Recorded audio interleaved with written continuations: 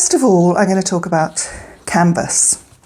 Now, the easiest option is to buy a stretched canvas, an already stretched and primed canvas. They're stretched over stretcher bars, and the canvas is stretched across the front, and they're pinned, and it's primed, and usually primed with 3 coats of a good quality primer. The fabric that's used is either cotton or linen, and nowadays you can get polyester. This is actually a cotton one.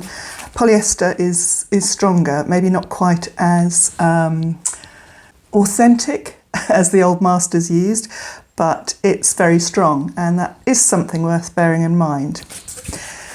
They come in different qualities. You can get quite cheap stretched canvases, and what is usually the case, they're very quickly made, the corners may not be true, the canvas isn't as good quality, and the primer or the gesso that's used is also maybe not as good quality. I have used them and they're fine, maybe for practice. If you're painting something that you want to sell in the future, possibly, I think it's worth investing in a better quality. That's a stretched canvas. You can actually buy canvas or cotton duck or linen or any canvas actually, and you can stretch it yourself. You can buy stretcher bars and then you can stretch the canvas yourself. You do need a few bits of specialist equipment, not a great deal. So that's a stretched canvas. You can also buy canvas boards. That's boards, which are usually cardboard, covered in a canvas, and they also come in different qualities. This is quite a cheap one. It's probably starting to bend already.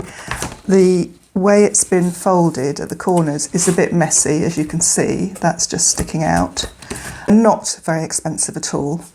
It's made by Loxley, and you can see straight away, this is actually still in its plastic wrapping, but you can see the corners are much neater. It's slightly heavier weight board, it looks straight, and the priming is probably better. So you get what you pay for. Paper's a really lovely option with acrylic paint. You can obviously use a sketchbook to do sketches, and that's absolutely fine. The problem with acrylic paint and lightweight paper is that obviously it's water-based and the paper will crinkle. That's just such a good word. Such a good word, I'm going to say it again. Crinkle. The paper will crinkle. And obviously that ruins the piece of work.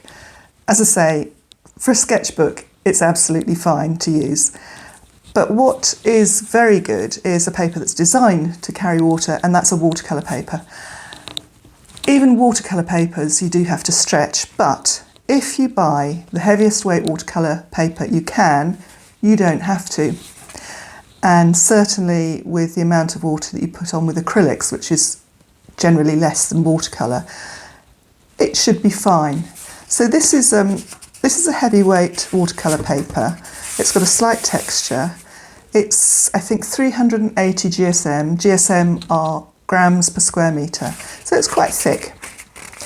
They come in slightly different colours. You can get very white ones or you can get cream ones.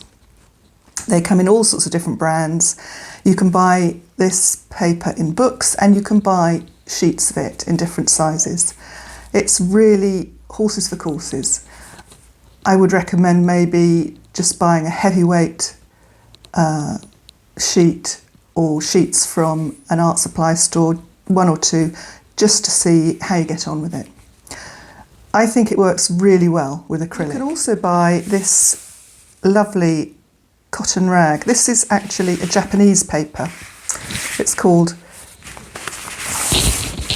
Keddie papers, and you can buy this in sheets like this in different sizes. As you can see, this is A3, 210 GSM, so not quite as thick as the watercolour paper, but still quite thick. And this works very well as well with acrylics.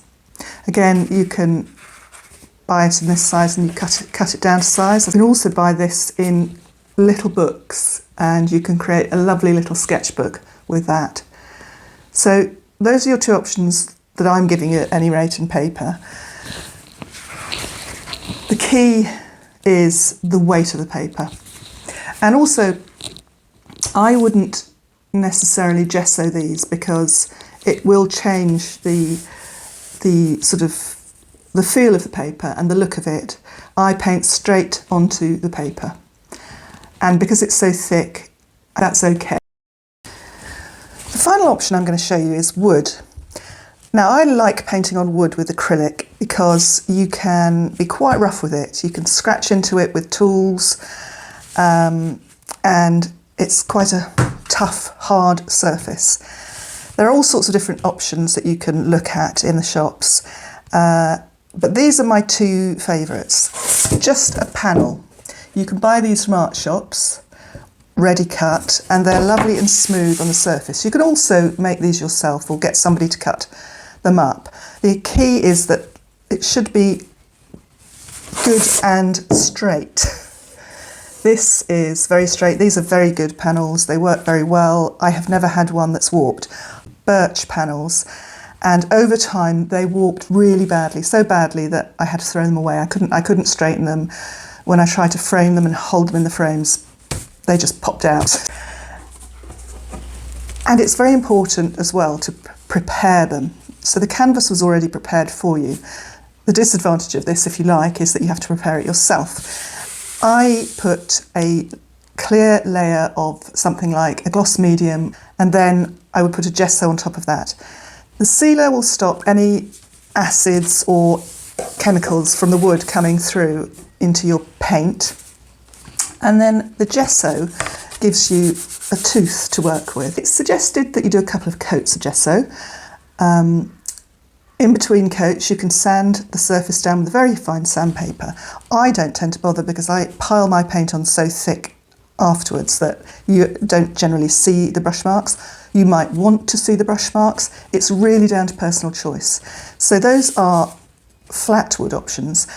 I would say, having gone larger with a flat wood like this, you are more likely to end up with warped paintings. So I tend to stick to this size, which is about 30 centimetres by 30 centimetres. Cradled panels are a great way to go. They're good because you can go much larger and they are supported and they are very unlikely to warp. The reason they're supported is because of this, the cradle, which is battens on the outside of the frame. It holds the wood in place so that it's really unlikely to warp. They're usually beautifully finished, as you can see. They need to be sealed and gessoed. If you want to retain the wooden frame on the outside, you need to put some masking tape round the frame. These are great because you can hang these directly on the wall. You can also frame them, and I like them because you can paint large paintings. I think up to 76 centimetres I've seen that you can buy. So those are the three options, and as I say, I would practice with all three to see which you prefer. There may be some techniques that you'll want to use a canvas board for, there may be others that you'd prefer to use wood, or you may just prefer one particular surface. But I hope that gives you an idea of which direction to go in. Otherwise, you can end up spending a lot of money and maybe not buying the quality that's quite good enough, or not getting on very well because you're using canvas and actually you get on much better with wood. So I would suggest get a small quantity of each and practice and see how you get on.